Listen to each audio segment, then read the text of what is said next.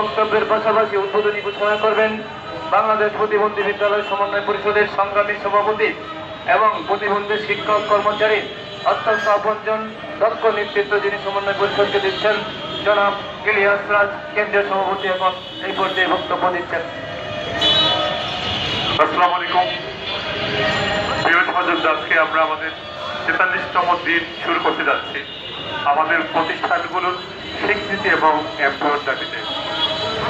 আমরা আছি, থাকবো এবং সফলতা নিয়েই ফিরবো। এর বিকল্প, এর অন্য কিছু, এর অল্টারনেটিভ আর কোনো কিছু নেই। যেহেতু ৪৩তম দিন পর্যন্ত আমরা যাইনি, অতএব এখন আমরা আর বিজয় ছাড়া আর কিছু পাচ্ছি না।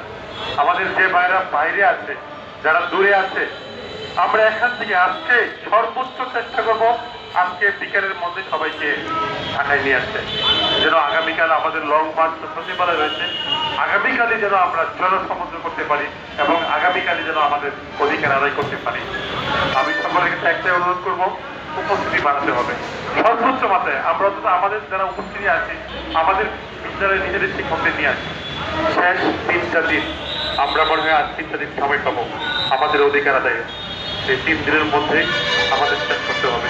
তাই সকলের কাছে একটা বিনীত অনুরোধ, এই মুহূর্তে আমাদের সর্বোচ্চ উপস্থিতি নিশ্চিত করতে হবে। আর আমরা যারা আছি, যতজনই আছি, জীবনের শেষ রক্তবিন্দু দিয়ে হলেও সফলতা ছাড়া আমরা মাঠ ছাড়বো না। এই পথ আমরা করছি, আমরা ফিরবো না। আমরা সফলতা ছাড়া আমরা মাঠ ছাড়ছি না। এটাই হচ্ছে আমাদের কমিটমেন্ট।